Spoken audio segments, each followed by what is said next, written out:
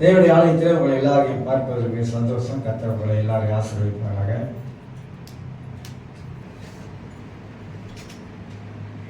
நமக்கு வருகிற வாரத்தில் நமக்கு குட் ஃப்ரைடே இருக்குது, பெரிய வெள்ளிக்கிழமை நமக்கு இருக்குது. ஸோ எடுத்துக்கொள்வோம். ரோமர் எழுதின நிருபம் 12ஆம் அதிகாரம் 11ஆம் வசனத்தை வாசிக்கிறோம். எல்லாருக்கும் தெரிஞ்ச வசனம், மனசில் மனப்பாடமாக மனதில் பதிஞ்சு வச்சுக்கங்க. 12:11 அசதியாகிறாமல் ஜாக்கிரதையாகிறீர்கள், ஆவியிலே அனலாகிறீர்கள், கர்த்தருக்கு ஊழியம் செய்யுங்கள் என்ற 3 வார்த்தையை இதில் நான் பார்க்கிறோம்.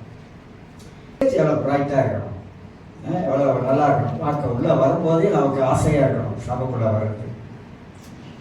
சரி, காலங்கள் போகுது, கடந்து போகுது, நாட்கள் எல்லாம் மாறுது, எல்லாமே மாறுது, சபையும் மாறுது, மாறிக்கொண்டே போகுது. ஆனால் இயேசுடைய வருகை ரொம்ப சீக்கிரமாக இருக்கிறதுனால தான் இதெல்லாம் நம்ம வாழ்க்கையில் இன்னைக்கு நாம் கண்கூடாக பார்க்கிறோம். ஆக இந்த ரோமர் புத்தகத்திலிருந்து சில செய்திகளை மத்தியிலே நான் பேசிக்கொண்டு வருகிறேன். நாம் ஒருவருக்கு ஒருவர் நாம் என்ன செய்ய வேண்டும் என்ற தலைப்பின் அடிப்படையிலே தான் இந்த வார்த்தையெல்லாம் உங்க மத்தியிலே ஒரு கோர்வையாக நான் பேசிக்கொண்டு வருகிறேன். வேதத்தை நாம் படிக்கும் போதும் சரி, ஒரு பிரசங்கத்தை நாம் கேட்கும் போதும் சரி, அந்த வேதத்தை படிக்கும் போது தேவனுடைய வார்த்தையை நம்ம வாழ்க்கையில என்ன பேசுகிறது, ஒரு பிரசங்கத்தின் செய்தியை நாம் கேட்கும் பொழுது அந்த செய்தியின் மூலமாக கர்த்தருடைய ஆவியானவர் என்னோடு கூட தனிப்பட்ட விதத்துல அவர் என்ன பேச விரும்புகிறார் என்பதையும் நாம் அறிந்து கொள்ள வேண்டும்.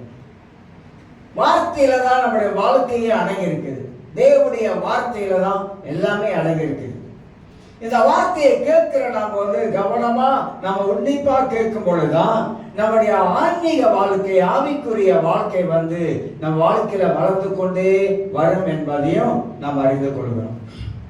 அதுல நான் போன வாரம் உங்களுக்கு சொல்லும் போது ஆவிலே அனலாயிருங்கள் என்று சொல்லும் பொழுது மனித ஆவி, தேவ ஆவி என்று சொல்லி, பிசாசின் ஆவி என்று சொல்லி உங்க மத்தியிலே 3 விதமான ஆவிகளை குறித்து பேசிக்கொண்டு வந்தேன். அந்த அடிப்படையில் மனித ஆவி தேவ ஆவியோடு அது இணையும் பொழுது ஆவிக்கு செவி கொடுத்து கொண்டே இருக்க வேண்டும். மனித ஆவி தேவ ஆவிக்கு செவி கொடுத்து கொண்டே இருக்க வேண்டும். நல்லா புரிஞ்சு கொள்ளுங்க. மனித ஆவி தேவ ஆவியோடு அது செவி கொடுக்கணும். அப்ப மனித ஆவி தேவ அவனோடு இணைந்து இருக்க வேண்டும். அப்படி இணையும் பொழுது இந்த மனித ஆவிக்குள்ளாக மனிதனுடைய மாமிசம் இருக்கிறது. இந்த மாமிசம் ஆகப்பட்டது இந்த தேவ ஆவியோடு கூட இணைக்கப்படும் பொழுது செவி கொடுக்க வேண்டும். உதாரணமாக லோத்து ஆபிரகாம் எடுத்துக்கொண்டீங்கன்னா, ஆதியாகமம் 13ஆம் அதிகாரத்தை வீட்டில் வாசிப்பாருங்க. லோத்து ஆபிரகாம், லோத்து ஒரு நல்ல ஒரு ஆவிக்குரிய ஒரு மனிதன் கிடையாது. ஆனா ஆபிரகாம் நல்ல ஒரு ஆவிக்குரிய மனிதன். லோத்து என்பவன் தேவனுடைய வார்த்தைக்கு கேட்காதவனாக இருந்தான். ஆனா ஆபிரகாம் என்பவன் கடவுளுடைய வார்த்தைக்கு காத்திருந்தான். ஆபிரகாம் கடவுள் சொல்வதை கேட்டு நடக்கிற மனிதனாக இருந்தான். ஆபிரகாம் தேவன் எனக்கு என்ன வச்சிருக்கிறாரு, ஆண்டவர் என்னை எப்படி நடத்துகிறாரு என்பதை அதை சார்ந்து வாழுகிறவனாக இருந்தான் ஆபிரகாம். ஆனா லோத்து அப்படி இல்லை. தன் கண்களை ஏறெடுத்து பார்க்கிறான். அவன் ஏறெடுத்து பார்க்கும்போது அந்த இடமெல்லாம் ஏதேன் தோட்டம் போல இருந்தது. மாம்ச கண்கள் ஆவிக்குரிய கண்கள். மாம்ச கண்கள் பார்ப்பதற்கு நன்றாக தெரியும். மாம்ச கண்கள் நாம் பார்க்கிற இடம் நன்றாக இருப்பது போல தெரியும். மாம்ச கண்கள் அது ஏதேன் தோட்டம் போல தெரியும். மாம்ச கண்கள் சுயமா தெரிந்து கொள்வது. நல்லா புரிஞ்சு கொள்ளணும். மாம்ச கண்கள் சுயமாய் ஒன்றை தெரிந்து கொள்வது. ஆனா ஆவிக்குரிய கண்கள் உள்ளவர்கள் சுயமாய் ஒன்றை தெரிந்து கொள்ள மாட்டாங்க. ஆவிக்குரிய கண்கள் உள்ளவர்கள் தேவன் சொல்லுகிற வார்த்தையை கேட்பதற்கு காத்திருப்பார்கள். கர்த்தர் என்னை வழி நடத்தணும், கர்த்தர் என்னோடு பேச வேண்டும், கர்த்தருடைய கிருபை எனக்கு வேண்டும், அதன் மூலமாக நான் வழி நடத்தப்பட வேண்டும், நான் தேவனை சார்ந்து வாழ வேண்டும், நான் மாம்சத்தை சார்ந்து வாழக்கூடாது. கூடாது. மாம்சம் எனக்குள்ள இருக்குதான், ஆனா அந்த மாம்சத்துக்கு நான் ஒரு நாள் இடம் கொடுக்க கூடாது. ஏன்னா நான் ஒரு ஆவிக்குரிய மனிதன், நான் ஒரு ஆவிக்குரிய சிந்தை உள்ளவன். நான் ஜெபிக்கும் போது நான் தேவனை சார்ந்து இருக்கிறேன். நான் கர்த்தர் யார் என்பதை என் வாழ்க்கையில் அறிந்திருக்கிறேன். ஆண்டவர் நல்லவர் என்பதை அறிந்திருக்கிறேன். ஆண்டவரை வெட்கப்படுத்த மாட்டார் என்பதை அறிந்திருக்கிறேன். கர்த்தர் என்னை கைவிட மாட்டார் என்பதை அறிந்திருக்கிறேன். ஆகினாலே நான் தேவனுக்கு அஞ்சி, நான் தேவனுக்கு பயந்து, என்னுடைய மனநிலைமைகள்லாம் மாற்றி அமைத்துக் கொண்டு என் மாம்சம் என் வாழ்க்கையில கிரியை செய்யாதபடிக்கு நான் தேவனையே நோக்கி நான் பார்க்கிறேன். சங்கீதம் 46:10 வாசிக்கும் பொழுது அது சொல்லப்படும். சங்கீதம் 46:10 எல்லாம் என்ன பார்க்குறீங்க? சங்கீதம் 46:10 நீங்க வாசிக்கும் போது எடுத்துக்கொள்ளுங்க. சங்கீதம் 46:10 நானே கர்த்தர் என்று வாசிக்கிறேன். 46 நீங்கள் அமர்ந்திருந்து நானே கர்த்தர் என்று அறிந்து கொள்ளுங்கள்.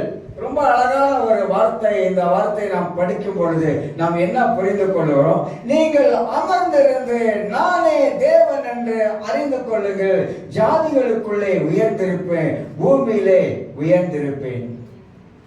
ஜாதிகளுக்குள்ளே உயர்ந்திருப்பேன், பூமியிலே உயர்ந்திருப்பேன்.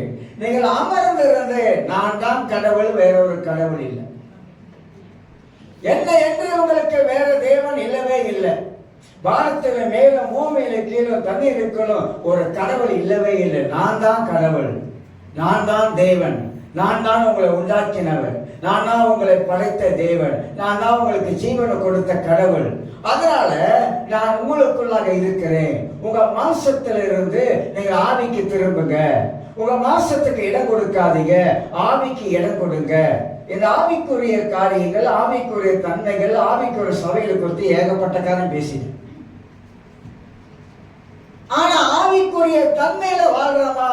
ஆவிக்குரிய காரியங்களிலே நாம் கவனம் செலுத்துறோமா? ஸ்பிரிச்சுவல் என்பது அது ஒரு ரொம்ப ரொம்ப முக்கியமானது. ஸ்பிரிச்சுவல் என்பது, ஆவிக்குரிய காரியங்கள் என்பது ரொம்ப ரொம்ப முக்கியமானது. நான் மோசத்துக்குரிய மனிதனாக இருக்கும் போது என்னுடைய மாமிசம் எனக்குள்ளாக என்னென்ன காரியங்கள்லாம் ஈடுபட ஆரம்பிக்குது. ஆக லோத்து என்பவன் மாம்சத்துக்குரிய மனிதன். அவனுடைய பார்வை எல்லாம் மாம்சத்துக்குரியா இருந்தது. அவன் தேர்ந்தெடுத்த இடமெல்லாம் மாம்சத்துக்குரிய இடமா காணப்பட்டது. அதனால தான் அந்த மாம்சத்துக்குரியவனுக்கு ஆபத்து வந்துச்சு. அதனால்தான் அவனை சோதோமை விட்டு ஓடும்போது கூட நீங்க பாருங்க, சோதோமை விட்டு ஓடும்போது கூட தேவன் சொன்ன இடத்துக்கு அவன் போகல. தேவன் சொன்ன இடத்துக்கு போகாமல் அவனா வேண்டிக் கொள்ளுகிறான். நான் அங்க போறதுக்கு ரொம்ப தூரம், அதனால அவனா விருப்பப்பட்டு அவனா ஒரு இடத்தை விரும்புகிறான். மனிதனுடைய வாழ்க்கையில் இந்த மாமிசம் அவன் விரும்புகிறதான் செய்ய பார்க்குது. மாமிசம் நமக்குள்ள இருக்கிற இந்த விருப்பம் நம் வாழ்க்கையில நம்மளுடைய விருப்பத்தை தான் அதை நிறைவேற்ற பார்க்கிறத தவிர தேவனுடைய விருப்பம் என்ன, தேவனுடைய சித்தம் என்ன, மனிதன் அதிகமாக யோசிப்பதில்லை. ரொம்ப சிந்திக்கிறது கிடையாது மனிதன். அதனால்தான் மனித வாழ்க்கையில மனிதன் அதிகமாக கடவுளை குறித்து யோசிக்க ஆரம்பித்தா, சிந்திக்க ஆரம்பித்தா, வேதத்தை கொஞ்சம் திறந்து எடுத்து வாசிக்க ஆரம்பித்தா மனுஷனுக்கு புரிஞ்சுக்கணும். நீங்க எரேமியா புஸ்தகம் எடுத்துக்கொள்ளுங்க. எரேமியா 18ஆம் அதிகாரம் 23ஆம் வசனத்தை உங்களுக்கு நான் வாசித்து காட்டுகிறேன். எரேமியா 18:3ஆம் வசனத்தை 13ஆம் வசனம் ரொம்ப அழகா சொல்லுகிறது. ஆனாலும் கர்த்தாவே, நீங்க 18 வாசிக்கலாம், 18 சொல்லப்படுது. அதான் 18:23 வாசிக்கிறேன். ஆனாலும் கர்த்தாவே, அவர்கள் எனக்கு விரோதமாக செய்யும் பொல்லா என்னதான் கொலை பாதக யோசனை எல்லாம் நீர் அறிவி. ரொம்ப அழகா சொல்லப்படுது பைபிள்ல. எரேமியாவுக்கு விரோதமாக கொலை பாதக, கொலை செய்யக்கூடிய, எரேமியாவை சாவடிக்கணும் என்பதான ஒரு கூட்டமாகப்பட்டது யோசனை எல்லாம் நீர் அறிவீர். அவர்களுடைய அக்கிரமத்தை உமது கண்களுக்கு மறைவாக மூடாமலும் அவர்கள் பாவத்தை குலைக்காமல் இருப்பீராக. அவர்கள் உமக்கு முன்பாக கவிழ்க்கப்பட கடவர்கள். உமது கோபத்தின் காலத்திலே இப்படி அவளுக்கு செய்யும். ஒரு எரேமியா தீர்க்கதரிசி கூடியிருக்கிற மக்கள் எல்லாம் அவங்க சிந்திக்கிற யோசனை எல்லாம் பிசாசின் யோசனைகள், மாசத்துக்கு அடுத்த யோசனைகள், மாசத்துல வருகிற யோசனைகள். இப்படி பண்ணிடுவேன், அப்படி பண்ணிடுவேன், அதை பண்ணிடுவேன், இதை பண்ணிடுவேன், கிறிஸ்தவர்கள் இதை பண்ணிடுவேன், அப்படி பண்ணிடுவேன், இப்படி பண்ணிடுவேன் சொன்னா இதெல்லாம் நமக்குள்ளாக வருகிற மாம்சத்துடைய உணர்வுகளை ஏற்படுகிற காரியம். ஆனா ஒரு நல்ல ஒரு ஆவியில இருக்கிற மனிதனாக இருந்தா அந்த மனிதன் கர்த்தர் சமூகத்திலே அமர்ந்திருந்து அவன் தேவனை நோக்கி கண்ணீரோடு அவன் ஜெபிக்க ஆரம்பிக்கும் பொழுது பரிசுத்த ஆவியான அவனுக்குள்ள இருந்து அந்த ஆவிக்குரிய தன்மையை டெவலப் பண்ற. நான் சொல்றேன், அடிக்கடி சொல்லிட்டு வருவேன், நான் அடிக்கடி சொல்வேன், நான் என்னுடைய வாழ்க்கையில அதிகமாக விரும்புவது ஆவிக்குரிய குணலட்சம், ஆவிக்குரிய தன்மை. என் வாழ்க்கையில பரிசுத்த ஆவியானவர் பல காரியங்களை என் வாழ்க்கையில மாற்றி அமைத்திருக்கிறார். இந்த ஆவிக்குரிய தன்மையில கிறிஸ்துவனுடைய சாயலுக்கு ஒப்பாக நாம் வாழ்க்கையில மாற வேண்டும் என்ற ஒரு முடிவு, ஒரு தீர்மானத்தை நமக்குள்ளாக கொண்டு வரும் பொழுது இந்த மாமிசத்துடைய தன்மைகள் கொஞ்சம் கொஞ்சமா நமக்குள்ளாக நம்மளை விட்டு நீங்கி போக முடியும், நிச்சயமாக முடியும். நாம் எந்த அளவுக்கு பரிசுத்த ஆவியானவருக்கு நாம் இடம் கொடுத்து கொண்டே வருகிறோமோ அந்த அளவுக்கு பரிசுத்த ஆவியானவர் நமக்குள்ள இருந்து செயல்பட்டு கொண்டே இருப்பார். உள்ளான மனிதனுக்குள்ளாக ஆவியானவர் கிரியை செய்து கொண்டே இருப்பார் என்பதை அறிந்து கொள்ள வேண்டும். ஆக மனித ஆவி தேவ ஆவிக்கு செவி கொடுத்து கொண்டே இருக்க வேண்டும். இந்த மனிதன் ஆவி தேவ ஆவி என்ன சொல்லுகிறது, பரிசுத்த ஆவி என்ன சொல்லுகிறாரு, வேதம் என்ன சொல்லுகிறது, வசனம் என்ன சொல்லுகிறது, என்ன வார்த்தை கர்த்தர் போதிக்கிறாரு, இப்படி இந்த பகுதியெல்லாம் படிக்கும் பொழுது ஆண்டவர் என்ன சொல்லிக் கொடுக்கிறாரு, எனக்கு விரோதமாக செய்யும் கொலைபாதக ஆலோசனை எல்லாம் அப்படி சொன்னாக்கா எரேமியா சொல்கிற, ஆண்டவரே எனக்கு விரோதமாக ஒரு கூட்ட மக்கள் என்னை சாகடிக்கணும், என்னை கொலை செய்ய நினைக்கிறாங்க, அப்படிலாம் யோசிக்கிறாங்க, சிந்திக்கிறாங்க. ஆனா கர்த்தர் என்ன பேசுறாரு, எரேமியா இடத்துல கர்த்தர் என்ன பேசுறாரு, அந்த வசனம் சொல்லுகிறது, இது எல்லாவற்றையும் நீர் அறிவி, சகலமும் தேவன் அறிகிறவராக அறிந்திருக்கிறவராக ஆண்டவர் இருக்கு. நீங்க எல்லாம் இங்க உட்கார்ந்து இருக்கீங்க, உங்கள் இதயத்தில் இருப்பதை கர்த்தர் அறிஞ்சிருக்கிறார். நம்ம இதயத்தில் என்ன யோசிக்கிறோம் கர்த்தர் அறிஞ்சிருக்கிறார். தேவன் எல்லாவற்றையும் அறிந்திருக்கிறபடினாலே அவருக்கு மறைவாக ஒன்றுமே கிடையாது. எல்லாமே அவருக்கு முன்பதாக நிர்வாணமாக காணப்படுகிறது. நாம் செய்ய வேண்டிய பகுதி நாம் செய்தால் தேவன் செய்ய வேண்டிய பகுதி அவர் செய்வார். நான் ஒரு சமூகத்தில் அமர்ந்திருந்தால் அவர் நமக்கு உதவி செய்யக்கூடியவராக இருப்பார். நாம் வேலை செய்ய வேண்டும், கர்த்தர் வேலை செய்கிறார். அப்ப நானும் தேவனை ஒன்றாக இணைய ஆரம்பிக்கிறோம். நானும் தேவனை ஒன்றாக இணைக்க ஆரம்பிக்கும் போது என்னுடைய குறைவுகள், என்னுடைய சோதனைகள், என்னுடைய மன வேதனைகள், என்னுடைய மன அழுத்தங்கள், என்னுடைய மன போராட்டங்கள் இதெல்லாம் நான் தேவனோடு இணையும் பொழுது ஆண்டவரிடத்தில் நான் சொல்ல ஆரம்பிக்கிறேன், நான் அவருடைய பிள்ளையா இருக்கிறேன், அவர் எனக்கு அப்பாவா இருக்கிறார். நான் மனம் விட்டு ஆண்டவரிடத்தில் சொல்ல ஆரம்பிக்கும் போது அவர் எனக்கு அடைக்கலமோ, எனக்கு கேடகமோ, எனக்கு பெலனோ, அவர் என் கண்மலையோ எல்லாம் அவராய் இருந்து எனக்கு ஒத்தாசை வரக்கூடிய பர்வதங்களுக்கு நேராக என் கண்களை நான் ஏறெடுக்கும் பொழுது, நான் தேவனுடைய பிரசன்னத்தில் இருக்கும் பொழுது, தேவனுடைய சமூகத்தில் இருக்கும் பொழுது அங்கே பரிசுத்த ஆவியானவர் என்னை சந்திக்கிறார்.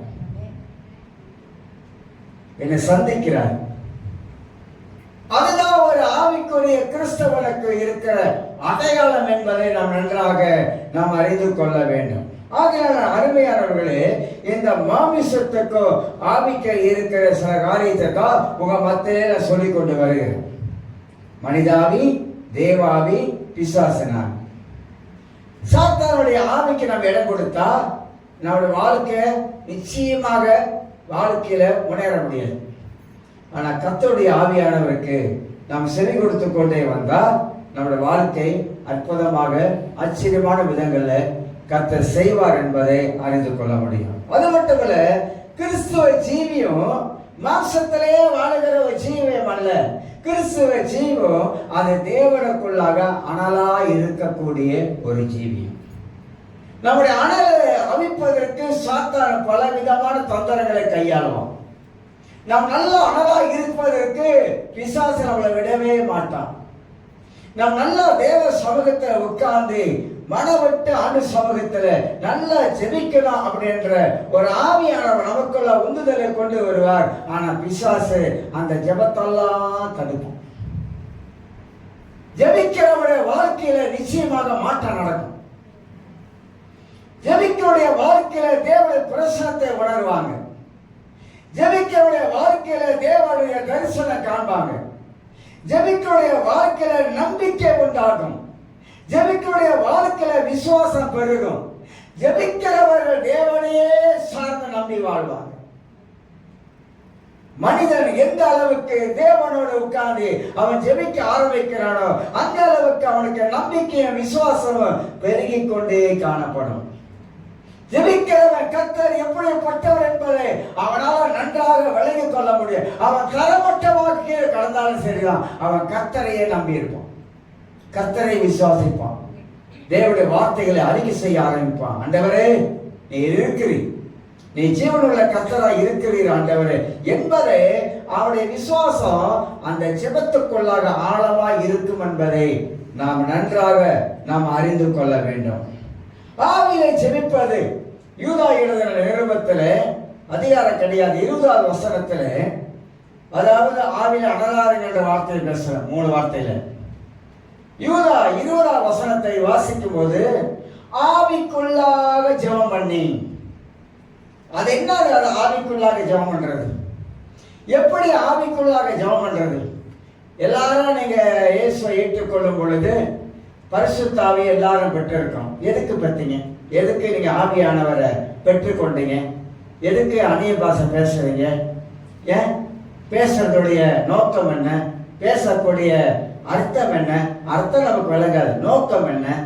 ஆண்டவர் சமூகத்தில் உட்காரும் போது தோத்திரம் தோத்திரம் தோத்திரம் தோத்திரம் தோத்திரம் தோத்திரம் ஆத்திரம் ஆத்திரம் ஆத்திரம் ஆத்திரம் போத்திரம் போத்திரம் போத்திரம் போத்திரம் போத்திருவீங்க.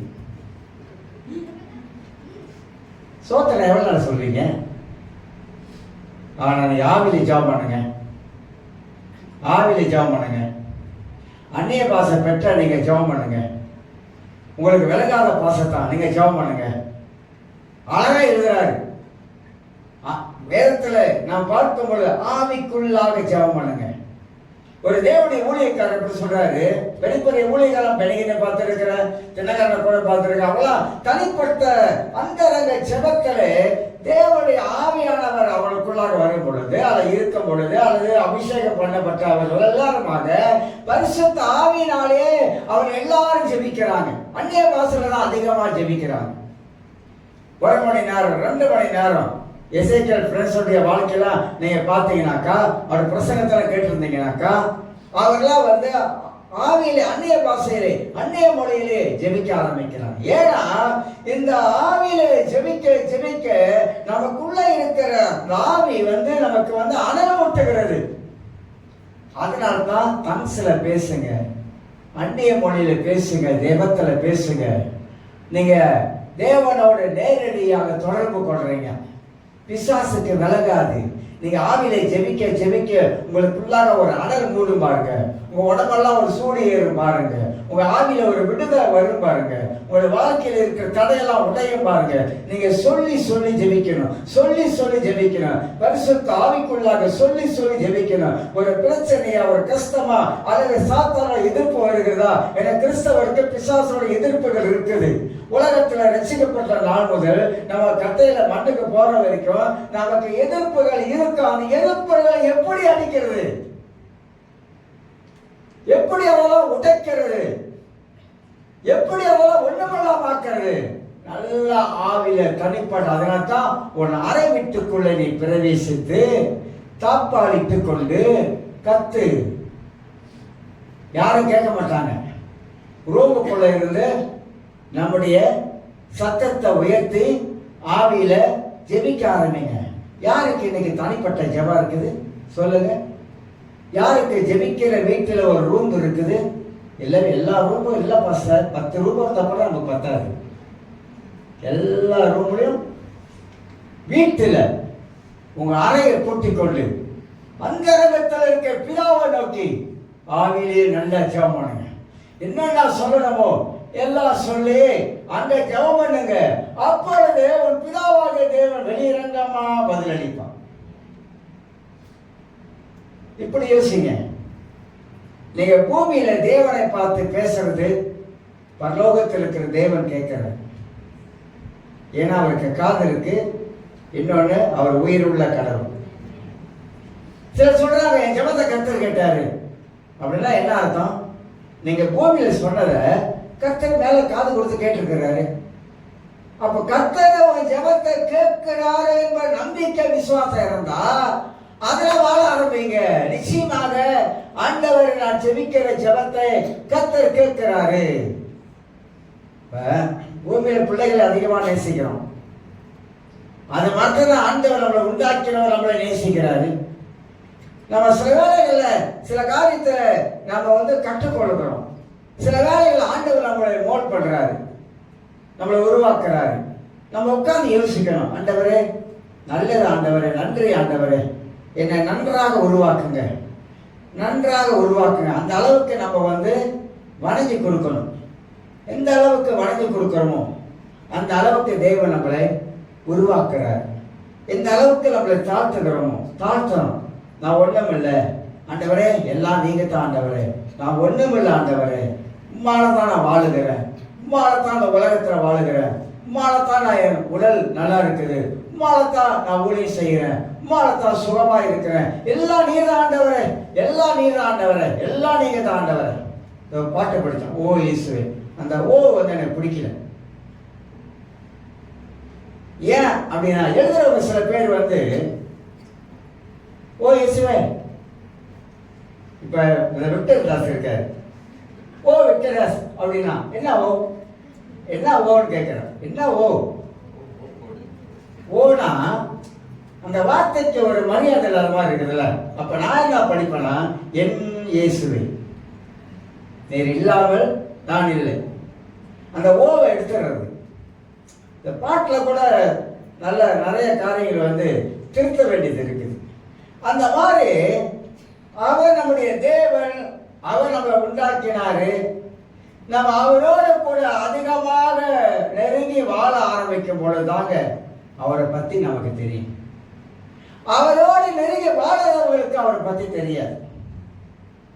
நாம் அவரோடு நெருங்க நெருங்க நெருங்க அவரை நாம ஒன்றாக கலந்திருக்க, திராட்சை செடியானது கொடியிலே படராவிட்டால் அது என்னாயும்? அந்த கொடி தனித்திருக்க முடியாது. அதுக்கு ஒரு உதவி தேவை. அந்த கொடி ஒரு இதுல ஏதாவது ஒரு இதுல சுத்துவதற்கு. அது போல நமக்கு இயேசுதான் நம்முடைய வாழ்க்கையில நாம் அவரோடு கலந்து விட்டால், நாம் அவரோடு ஒன்றிணைந்து விட்டால், நாம் அவரோடு நெருங்கி வாழ ஆரம்பிக்கும் போது நிச்சயமா இந்த ஆண்டவர் நம்மளை கைவிட மாட்டார், நம்மளை நடத்துவார். உலகத்துல இன்னைக்கு பாத்தீங்கன்னா அமெரிக்காவில் ட்ரம்ப் கையோட எல்லாம் டக்ஸ் எல்லாம் ஏற்றிட்டாங்க. மலேசியாவுக்கு 24% வேலை இழப்பெல்லாம் வருன்றாங்க. 50,000 பேருக்கு வேலை இழந்துருவாங்க. பலவிதமான இப்ப யுத்தங்கள்லாம் ரெடி பண்ணிட்டு இருக்காங்க. அமெரிக்கா ஈரான் அடிக்க, இங்கிட்டு யுத்தம் பல விதங்கள்ல யுத்தம் சைனா அமெரிக்கா எல்லாம் போர்ல நிக்கிறாங்க. இப்ப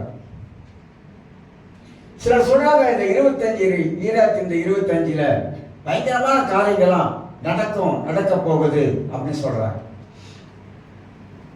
என்ன கேட்டீங்கன்னாக்கா நடக்கும். ஏன்னா பைபிள்ல எழுதிருக்கு நடக்கும். நடக்காதுன்னு ஒண்ணு கிடையாது. நம்ம என்ன சொல்றோம், ஆண்டவரே இது நடக்கக்கூடாது, அது நடக்கக்கூடாது, இப்படி ஆகக்கூடாதுன்னு நாம ஜெபிக்கிறதுல பிரயோஜனம் இல்லை. ஏன்னா பைபிள்ல ஏற்கனவே எழுதுனதுதான் மாற்ற முடியாது. இது நடக்கணும், அது நடந்தாகும். உலகத்துல இப்படி வரணும், அது வந்துதான் ஆகும். ஏன்னா ஆண்டவர் ஏற்கனவே சொன்னதை இப்ப நடக்குதுங்க. அதை நீங்க மாற்ற முடியாது, யாரும் மாற்ற முடியாது. எந்த ஜெபத்திலையும் மாற்ற முடியாது. ஏன்னா அது வேதத்துல எழுதப்பட்டது. சபை பலவிதமான பிரச்சனைக்குள்ள போகுமா அப்படின்னு பைபிள் சொல்லியிருக்கா? போய்தான் ஆகும்.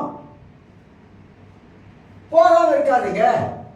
தேவன் தன்னுடைய சுத்தத்துல தன்னுடைய திட்டத்துல எதெல்லாம் வைத்திருக்கிறாரோ அதெல்லாம் இந்த உலகத்துல நடந்தே ஆக வேண்டும். நம்ம நினைக்கிறோம் என்ன, ஜாலிலோ ஜும்கானா மாறணும் அப்படின்னு நினைக்கிறோம். நம்முடைய விருப்பம் என்ன, நம்முடைய ஆசை என்ன, இதெல்லாம் ஒரு வாழ்க்கையில நம்ம என்ன நினைக்கிறோம்? இல்ல நான் அப்படி இருக்கணும், நான் அப்படி இருக்கணும், நான் இப்படி இருக்கணும், அப்படிலாம் நம்ம நினைக்கிறோம். ஆனா தேவனுடைய நினைவுகள்லாம் வேற. கிறிஸ்தவனுக்கு பாடுகள் இருக்கா? இருக்கு. முதலாம் நூற்றாண்டு சபையில பாடுகள் இருந்தா இருந்துச்சு. அப்போ சில வாழ்க்கையில பாடுகள் இருந்துச்சா? பாடுகள் மட்டும் இல்ல, மரணமே இருந்துச்சு. நீங்க இடப்பட்ட காலத்துல ஈரெல்லாம் பாத்தீங்கன்னா கிறிஸ்தவர்களை எரிச்சு கொண்டானுங்க, சுட்டு கொண்டானுங்க. ஹிட்லர் காலத்துல யூதர்களை கொண்டு குவிச்சான். இன்னைக்கு பிரச்சனை வரலையா? சைனாவில் கிறிஸ்தவர்களுக்கு பயங்கரமான ஆதி காலம், நீங்க சைனாவுடைய ஆதி காலத்துடைய காரியத்தெல்லாம் பார்த்தீங்கன்னா பயங்கரமான கொடூரமாக கொலை பண்ணாங்க. பிள்ளைகளை தாய்க்கு முன்பதாக பிள்ளை காலை பிடிச்சி செவுத்துல அடிச்சுதான் படிச்சிருக்காங்க. படிச்சிருக்கீங்களா? சைனாவில் தாய்க்கு முன்பதாக கொலை பண்ணி இருக்கிறாங்க. ஏன்னா கம்யூனிஸ்ட் கிறிஸ்தவர்கள் உலகத்தில் பயங்கரமான சித்திரவதை பண்ணப்பட்டிருக்காங்க. இடையில உங்களுக்கு எல்லாரும் தெரியும், சேர்ச்சை உடைச்சான், அடிச்சானுங்க, நாசமாக்கினாங்க, தீவிரவாதி கும்பல்கள் குண்டு வச்சானுங்க சேர்ச்சில. இதெல்லாம் பார்த்துருக்கீங்களா? எல்லாம் நமக்கு தெரியும் தானே. ஸ்ரீலங்கால சேர்ச்சில குண்டு பொம்மை வச்சானுங்க. இவ்வளவு எங்க நடக்குது? எல்லாம் கிறிஸ்துவ உலகத்துல நடந்து கொண்டிருக்குது. இதெல்லாம் நடக்குது ஆண்டுக்கு தெரியுமா? தெரியும். தெரியாத ஒண்ணு இல்ல, எல்லாம் தெரியும். உபத்திரவ காலங்கள் சபைக்கு வருமா? வரும். உபத்திரவ காலங்கள் என்று ஒரு காலம் இருக்குது, அது சபைக்கு வரும். சபை நிக்கணுமா? நிக்க கூடாதா? சபை நிக்கணும். அதனால நம்ம என்ன நிக்கிறோம்? உபத்திரவ காலமே நமக்கு வரக்கூடாது, எனக்கு பிரச்சனையே வரக்கூடாது, எனக்கு மரணமே வரக்கூடாது, சாவே வரக்கூடாது. இப்படி எல்லாம் நம்ம நினைக்கிறதெல்லாம் தப்பு. கிறிஸ்துவுக்காக கிறிஸ்து எனக்கு ஜீவன், சாவு எனக்கு. மரணம் வந்தா வந்துட்டு போகுது. உலகத்தில் இருக்கிறதோட கடலோடு போய் இருக்க போறோம். பவுலாதான் சொல்றாரு. அப்ப கிறிஸ்துவ கண்ணோட்டத்தை கொஞ்சம் திருப்பி பார்த்தீங்கன்னா நம்முடைய வாழ்க்கையில இந்த பூமியில என்ன நடக்குது என்று கேட்டீங்கன்னா, சாத்தான் அதிசீக்கிரமா வேலை செஞ்சுட்டு இருக்கோம். ஆனா இன்னைக்கு கர்த்தருடைய பிள்ளைகள் நிறைய பின்தங்குறாங்க. நேற்று ஒரு பாஸ்டர் ஷேர் பண்றாரு. பைபிள் ஸ்கூல்ல படிச்ச பிள்ளை இப்ப பின்மாறி இண்டுவாக போயிடுச்சு. பைபிள் ஸ்கூல்ல படிச்ச பிள்ளை, சத்தியத்தை அறிந்த பிள்ளை. ஆனா இப்ப எப்படி ஆயிடுச்சு? கர்த்தரை விட்டுட்டு இண்டுவாக போயிடுச்சு. ஏன் அப்படி போறாங்க? என்ன காரணம் நினைக்கிறீங்க? எதனால? அவங்க அந்த அளவுக்கு கர்த்தரோடு நெருங்கி வாழல, அந்த அளவுக்கு வேதத்தை படிச்சு தேவனுக்காக வைராக்கியமா நிக்கல. அதனால்தான் ஆண்டு சொல்றாரு, அதாவது வேதம் சொல்லுகிறது, என் பரமபிதா நடாத நாட்டெல்லாம் வேரோடு பிடிங்கி போட்டுருவார். பரமபிதா நடாத நாட்டெல்லாம் கர்த்தருடைய சித்தத்துல இல்லாதவர்கள், தேவ பயம் இல்லாதவர்கள், மனபோல வாழுகிறவர்கள், இஷ்டபோல வாழ்க்கை நடத்துகிறவர்கள், மாம்சத்துல வாழுகிற இந்த கிறிஸ்தவங்க எல்லாருமாக அவர்கள் கர்த்தருடைய வார்த்தையின் மித்தமாக உபத்திரவங்கள் வரும்போது, தொல்லைகள் வரும்போது நிற்காதவர்கள், யுத்தத்துக்கு நிற்காதவங்க, பரீட்சைக்கு சோதனைக்கு நிற்காதவங்க. அதனால்தான் நிறைய பேர் இப்படி வரும்போது கடவுளை கேள்வி கேட்கிறாங்க. ஆண்டவரே நான் இப்படிலாம் இருக்கிறேன் ஆண்டவரே. சிலர் சொல்றேன் என்ன, சிலர் எப்படி நினைப்பாங்கன்னா, ஆண்டவரே நான் ஞாயிற்றுக்கிழமை சேர்ச்சிக்கு வரேன், நான் நல்லா ஜெபம் பண்றேன், எனக்கு ஏன் ஆண்டவரே இந்த பிரச்சனை? அப்படிலாம் கடவுளை பார்த்து கேள்வி கேட்பாங்க. அப்பனா என்ன நினைக்குன்னா, என்னமோ கடவுள் வந்து இவங்களுக்கு பிரச்சனை கொடுத்து இவங்க வந்து நீ சோதிக்கிறவனை சோதிச்சு பார்க்குறேன், நீ தாங்குவியா தாங்க மாட்டியா அப்படிலாம் இவங்க நினைக்கிற மாதிரி. ஏன் ஆண்டவரே, நான் எல்லா ரீதியிலும் சரியா இருக்க ஆண்டவரே, எனக்கு ஆண்டவர் ஏன் ஆண்டவரே நான் இப்படி இருக்கிறேன் அப்படிலாம் கேள்வி கேட்பாங்க. கேள்வி கேட்கிறவங்க சரியான கிறிஸ்தவங்க. ஏன் தெரியுமா? அது மாம்ச கிறிஸ்தவங்க. இந்த மாம்ச கிறிஸ்தவங்க தான் கடவுளை பார்த்து 108 கேள்வி கேட்பாங்க. ஏன் இப்படி ஆனா என்ன ஆண்டவரே, ஏன் அப்படி ஆனா என்ன ஆண்டவரே, ஏன் இப்படி செய்யக்கூடாது ஆண்டவரே, நீங்க ஏன் ஆண்டவர் இப்படி செய்யறீங்க, இப்படிலாம் அப்படி ஆனா இப்படி ஆனா என்ன, ஏன் இப்படி செய்யறீங்க, இப்படி எல்லாம் கேள்வி கேட்கறாங்க. தெரியுங்களா? இவங்க முழுக்க முழுக்க மாச கிறிஸ்தவங்க. பைபிளை சரியா படிக்காதவங்க, பைபிளில் எழுதப்பட்ட காரியங்களை சரியா அறியாதவங்க. அப்ப முதலாம் நூற்றாண்டு காலத்துல அப்போஸ்தலர்கள் வாழ்க்கையில அவங்க கடவுளுக்காக தான் ஊழியம் செஞ்சாங்க, ஆண்டவருக்காக அர்ப்பணித்தாங்க. அப்ப ஏன் அப்போஸ்தலர்கள் ரம்பத்தை போட்டு அறுத்தாங்க சொல்லுங்க? தோமா இந்தியாவில் வந்து ஊழியம் செஞ்சாரு, ஈட்டியால ஏன் குத்தி சாவடிச்சாங்க? பேதர் என் தலையில சிலுவையில அடிச்சு சாவடிச்சாங்க. அப்போ சில நடவடிக்கைகள் பார்க்கும்போது அவங்க படாத உபத்திரமா எவ்வளோ உபத்திரத்தில் கடந்து போனாங்களே, ஜெயிலுக்குள்ள போனாங்க, அடி வாங்கினாங்க, உத வாங்கினாங்க, இதெல்லாம் செஞ்சா, இதெல்லாம் நடந்துச்சு. ஆனா அன்றைக்கு வாழ்ந்த தேவனுடைய மனிதர்கள் கடவுளை பார்த்து ஒரு கேள்வி கேட்கணும். ஏன்னா நாம் எல்லாம் சாகரத்துக்கு ஒப்பு கொடுக்கப்பட்டோம். உலகத்தை கர்த்தர் வாழ வைக்கிறாருங்க. ஆனா கர்த்தருக்காக மரணத்தை சந்திப்பதற்கு நம்மளால தைரியசாலியா இருக்கும். கர்த்தருக்காக உலகத்துல சில வேலைகளை நாமள ஏன் தெரியுங்களா, நம்ம அதிகமா கடவுள் சமூகத்துல உட்கார்ந்து நம்ம ஜெபம் பண்ணி அந்த காரியத்துல சரியா விளங்கி கொள்ளாது இருப்பதா மாமிசம் கேட்குது, ஏன் இப்படி ஆச்சு, நான் ஏன் இப்படி இருக்கிறேன். சிலர் சொல்லுவாங்க, நான் இருக்கிறத விட சாகிறது நல்லது. அப்ப நீ தான் சொல்லிக்கிற மனிதன் மாமிசம், நான் இருக்கிறத விட சாவது நல்லது. அப்போ உனக்குள்ளாக இந்த மாமிசம் எப்படி வேலை செய்து பார்த்தீங்களா? ஆனா அவங்களுக்குள்ள இருக்கிற பரிசுத்த ஆவியானவர் உன்னை திடப்படுத்துகிறாரு, ஆறுதலப்படுத்துறாரு, பலப்படுத்துறாரு, உற்சாகப்படுத்துறாரு, நம்ம முன்னோக்கி போக சொல்றாரு, தடைகளை உடைக்க சொல்றாரு, ஜெபிக்க சொல்றாரு, நமக்கு ஒரு தாகத்தை உண்டு பண்ண வைக்கிறாரு, நான் வாழ பிறந்தவன் சொல்ல வைக்கிறாரு. நம்ம வாழ பிறந்தவர்கள். வாழ்க்கையில எவ்வளவுதான் வாழ்க்கையில வந்தாலும் நம்ம வாழ பிறந்தவங்க. இந்த பேச்சு கரெக்டா இருக்கணும். பேச்சு மரணமோ ஜீவனோ நாவின் அதிகாரத்தில் இருக்கு. மாமிசம் என்ன பேசும்? சாவு சாவு சாவு சாவு. டோர்ச்சர் பண்ணுது, மாமிசம் டோர்ச்சர் பண்ணுது.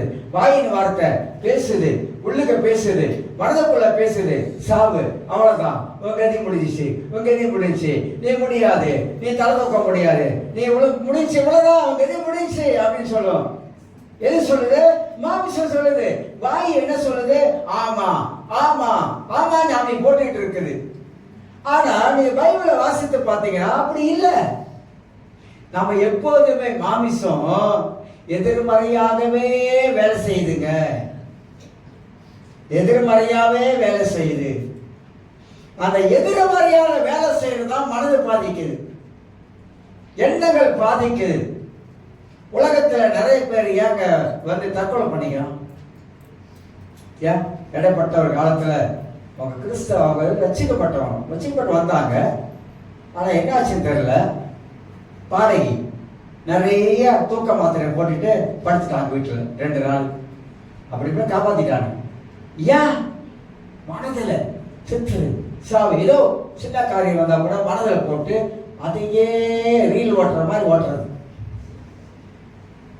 ரீல் ஓட்டுற மாதிரி. மாமிசம் வந்து நம்முடைய மனதை தாக்கி, இதெல்லாம் பிசாசம். நம்முடைய மாம்சத்துக்குள்ள பிசாசு புகுந்து நம்மளை எப்படியாவது டவுன் ஆக்கி கீழே தள்ளிடணும், நம்ம கதையை முடிச்சிடணும். சாத்தானுடைய வேலை என்ன? தேவனுடைய பிள்ளைகளை கதை முடிக்கணும். அது ஆண் பிள்ளையா இருந்தாலும், பெண் பிள்ளையா இருந்தாலும், வாலிப பிள்ளையா இருந்தாலும், யாரா இருந்தாலும் கதையை முடிச்சிடணும். கொஞ்சம் கொஞ்சமா அப்படியே என்ன ஆகுனாக்கா, கொஞ்சம் கொஞ்சமா அவங்கள பின்னோக்கி போக வைக்கணும். பேக் ஸ்லைடர் கொண்டு போகணும், பின்னால அவங்களை தள்ளிடணும், கொண்டு போய் வச்சிடணும். ஆவிக்குரிய காரியத்துல நீ வளராத, அப்படியே இரு. நீ மற்றவங்க சொல்றதெல்லாம் கேட்காத, பைபிள் எடுத்து நீ படிக்காத, வீணாயிருவ. தெரியுமா? பைபிளை படிக்காத, வீணாயிருவ. அது நிறைய எழுதியிருக்குது, உன்னை பத்தியே நிறைய எழுதியிருக்குது. பைபிள் படிச்சா என்னை பத்தியே பேசுது, யாரும் சொல்ல வேணாம், என்னை பத்தியே அது சொல்லுது. நேரம் ஈட்டி எடுத்து நெஞ்சிலே குத்துது பைபிள். அதனால அதெல்லாம் படிக்காத, வேண்டாம். அதை படிச்சு நீ என்ன பண்ண போற? ஒன்றுமே பண்ண மாட்டேன். அதனால சேர்ச்சுக்கு மட்டும் போ. சேர்ச்சுக்கு மட்டும் போயிட்டு நாக்கால உட்காந்துட்டு நல்லா நிம்மதியா தூங்கு. உள்ளத்துல நல்லா நிம்மதியா தூங்கு. மனதெல்லாம் எங்கேயாவது விட்டுரு, மனதெல்லாம் எங்கேயாவது போட்டுரு, இங்க போட்டுரு, அங்க போட்டுரு, எங்கேயாவது போட்டுரு. அவர் பிரசங்கம் பண்ணுவாரு, உன் காதை ரெண்டையும் அணைச்சிரு. அணைச்சிட்டு நீ எதையாவது மனசுல போட்டு யோசனை பண்ணிக்கிட்டே இரு. அப்ப இந்த செய்தியெல்லாம் உன் வாழ்க்கையில நுழையாது. நீ அதெல்லாம் கேட்டனா உருப்படவே மாட்ட. யார் சொல்றா? இந்த மாமிசம் உள்ளுக்கிறது பேய் சொல்றான். அதெல்லாம் கேட்டா இதெல்லாம் ஒரு வாழ்க்கைக்கு ஒத்தே வராது. நீ ஜாலியிலோடு இருக்க வேண்டிய ஆளு. உன்னை போட்டு கட்டி வைக்கிறாங்க, உன்னை போட்டு அப்படியே சிறையில் அடைக்கிறாங்க. அதனால நீ வாழ்றது கொஞ்சம் காலம் வாழ போற, உன் இஷ்டம் போல வாழு. ரக்க எப்படி ஒரு பறவை அப்படியே பறக்குதோ, சோதரமா பறக்குதோ, சோதரமா பற. அப்படி எல்லாம் இந்த மாம்சத்துக்குள்ள இருக்கிற இந்த பிசாசாகப்பட்டவன் நம்ம சொல்லி சொல்லி வளர்க்கிறான், சொல்லி கொடுக்கறான். அவனே சொல்லி சொல்லி சொல்லி கொடுக்கறான். அப்புறம் என்ன பண்ண தெரியுமா? டிக்டாக்கை பாரு, அதுல யூடியூப் இருக்கும், ஐடாக் இருக்கும், எல்லாம் டாக் இருக்கும். அதை எடுத்து பார்த்து அதுலயே நேரத்தை ஓட்டு. என்னவோ காரியம் வருது, நேரத்தை ஓட்டு, அதுல ஓட்டு. பைபிளை மட்டும் தொடவே தொடாத. இப்படி எல்லாம் அவங்க நம்முடைய வாழ்க்கையில ஆவியில அனலா இருக்க வேண்டிய நம்முடைய வாழ்க்கையில ஏசாயா புத்தகம் 60ஆம் அதிகாரத்துல 1ஆம் வசனத்துல எழும்பி பிரகாசி. வேணாம், நான் பிரகாசித்ததெல்லாம் போதும். எழும்பி பிரகாசி, இதோ கர்த்தருடைய ஒளி வந்தது. அதெல்லாம் வேண்டவே வேண்டாம். போறமா வரமா, தேய்ச்சி போறமா வரமா அப்படி இருந்த போதுங்க. இப்படி எல்லாம் நம்ம வாழ்க்கையில இந்த மாமிசம் தாங்க நம்மளை கெடுக்குது. ஆனா நம்ம ஆவியில வளரும் பொழுது, ஆவியில அனலா இருக்கும் பொழுது, பரிசுத்த ஆவிக்குள்ளாக ஜெபம் பண்ணும் போது, பரிசுத்த ஆவிக்குள்ளாக நாம அந்நிய பாஷையிலே நேரடியாக தேவனோடு தொடர்பு கொள்ளும் போது நமக்கு ஒரு உன்னத பலன் வருதுங்க. மேலே இருந்த ஒரு உன்னத பலன் வருது. கர்த்தர் இருக்கிறார் என்ற ஒரு நம்பிக்கை, விசுவாசம் நமக்குள்ளாக அது வேறுத்தி எழும்புகிறது. வாழ பழகி கொள்ள வேண்டும். எப்போதும் தலைநிமிர்ந்து நிற்க பழகி கொள்ள வேண்டும். எப்போதும் ஆண்டவருடைய முகத்தை தேடுகிற மக்களாக இருக்க வேண்டும். இதெல்லாம் நம்முடைய வாழ்க்கையை செய்ய ஆரம்பிக்கும் போது ஆண்டவர் நம்முடைய வாழ்க்கையில குறைவெல்லாம் படிப்படியா நிறைவாக்குவார். எந்த ஒரு கிறிஸ்தவர்கள் தேவனை நம்பி சார்ந்து அவர்தான் எனக்கு எல்லாவற்றுக்கும் எல்லாமா இருக்கிறார் என்ற அந்த விசுவாச நம்பிக்கை தன் வாழ்க்கையில ஆழமா வருகிறதோ உங்களை கர்த்தர் கைவிடவே மாட்டார். பைபிள்ல எங்கேயாவது ஆண்டவர் கைவிட்டாரு பைபிள்ல எழுதியிருக்காங்க? இயேசு என்னை கைவிட்டுட்டாரு பைபிள்ல எங்கேயாவது எழுதியிருக்காங்க? எங்கேயுமே எழுதலைங்க. இஸ்ரவேல் ஜனங்கள் கைவிட்டாரா? இல்லவே இல்லையே. ஆண்டவர் கைவிடல. ஆனா இஸ்ரவேல் ஜனங்க கடவுளுக்கு நல்லது செஞ்சாங்களா? எதிராக வாழ்ந்தாங்க. ஆனா கர்த்தர் கைவிடலையே, நேசித்தாரு. கடவுளை பத்தி ஆண்டவர் பத்தி என்னங்க நம்ம அறிஞ்சிருக்கிறோம்? அவருடைய உள்ள எப்படிப்பட்டதுன்னு எப்படிங்க அறிஞ்சிருக்கிறோம்? இதெல்லாம் அறிஞ்சா நம்முடைய கிறிஸ்தவ வாழ்க்கையுடைய லெவல இன்னொரு லெவலுக்கு போயிடும். நம்முடைய எண்ணங்கள்லாம் ஒரு மாறுபட்ட எண்ணத்துக்குள்ளாக போயிடும். நாம் வாழ்வது இந்த பூமியில ஆண்டவர் நமக்கு போட்ட ஒரு பிச்சை, உயிர் பிச்சை. அந்த உயிர் பிச்சையில இந்த உலகத்துல கடவுளுக்கு நன்றி சொல்லி இந்த உலகத்துல நாம் வாழ்ந்து கொண்டிருக்கோம். ஆக எனக்கு அருமையானவர்களே, காலவேளை அறிந்து கொள்வோம். ஆவியிலே எப்போதுமே அனலாயிருங்கள், மாம்சத்துக்கு இடம் கொடாதிருங்கள். மாமிசம் நமக்குள்ளாக இருக்கு, மாம்சம் நமக்குள்ளாக எழும்ப ஆரம்பிக்கும். அதை தலையிலே தட்டுங்க, ஒரு தட்டு. அடங்கு. நீ ஆவியில உயர வர இந்த மாம்சத்தை தட்டிக்கிட்டே இருப்பீங்க. மாமிசம் தட்ட தட்ட அதை அடங்கி ஒரு பக்கம் போய் உட்கார ஆரம்பிக்கும். நீங்க ஆவியில உயர்ந்திருப்பீங்க. ஆபிரகாமை போல ஆவிக்குரிய மனிதனாக, ஆண்டவரே நீர் எனக்கு காட்டுகிற இடம் எதுவோ அதுவே நான் தெரிந்து கொள்ளுகிறேன், நீ சொல்லுகிற இடம் எதுவோ அந்த இடத்துக்கு நான் போகிறேன், எல்லாமே தேவனே நீங்க சொல்லுங்க, நீங்க சொல்லுங்க. சவுல் ரட்சிக்கப்படுகிறான். அப்போஸ்தலர் 9ஆம் அதிகாரம். இதோட முடிக்கிறேன். தேவனால் துணப்படுகிறான். 10 காரியம் அதுல இருக்கு. கர்த்தர் பேசுறாரு, பவுலே பவுலே ஏன் என்னை துன்பப்படுத்துகிற? யோசிக்கிறான். பவுல் காதுல சத்தம் விழுவது, தேவ தரிசனத்தை பார்க்கிறான். சத்தம் கேட்குது, தேவ தரிசனம் பார்க்கிறான். கீழே விழுகிறான், கண்ணு தெரியல. ஆண்டவரே நீ என்ன சொல்ல சித்தமா இருக்கிறீரோ அதை நான் செய்யறேன். அவ்வளவுதான், வேற ஒண்ணும் கேட்கல. நீர் யார் ஆண்டவரே? நீ என்ன சொல்ல, நீங்க என்ன சொல்ல என் வாழ்க்கையில சித்தமா இருக்கிறீரோ அதுக்கு என் வாழ்க்கையை நான் ஒப்பு கொடுக்கிறேன், அர்ப்பணிக்கிறேன். அதான் கவனிக்கிறோம். கடவுளுடைய தரிசனத்தை பார்க்கிறா, தேவ சத்தத்தை கேட்கிறா, தேவனுடைய பிரகாசமான ஒளி அவனை சுற்றி பிரகாசிக்குது. இதெல்லாம் வாழ்க்கையில நடக்குது. ஆனா கர்த்தர் கேட்ட கேள்வி என்ன? அவன் சொல்ற பதில் என்ன? நீ என்ன சொல்ல சித்தமா இருக்கீங்க ஆண்டவரே, அதை நான் செய்யணும். இதுதாங்க நம்ம வாழ்க்கையில இருக்கணும். ஆண்டவரே நீங்க என்ன சொல்ல சித்தமா இருக்கீங்க, நீங்க சொல்லுங்க, நான் செய்யறேன். சாமுவேல் ஆலயத்தில் இருக்கிறான். ஆலயத்தில் வளர்ந்தவன். பிள்ளைங்க ஆலயத்தில் தான் வளரணும், வேற எங்கேயும் வளர முடியாது. வாலிய பிள்ளைங்க, பெரியவங்க, சிறியவங்க எல்லாமே ஆலயத்தில் தான் வளர்ச்சி இருக்குது, வேற எங்கேயும் வளர்ச்சி கிடையாது. ஆலயத்தில் வளர்கிறான். கர்த்தர் பேசுகிறார். ஏன் ஏலிக்கிட்ட பேசல? ஏலி கிழவன். ஆனா கிழவனுக்கு என்னாச்சு? இப்ப ஓடிடுச்சு, மண்டை ஓடிடுச்சு.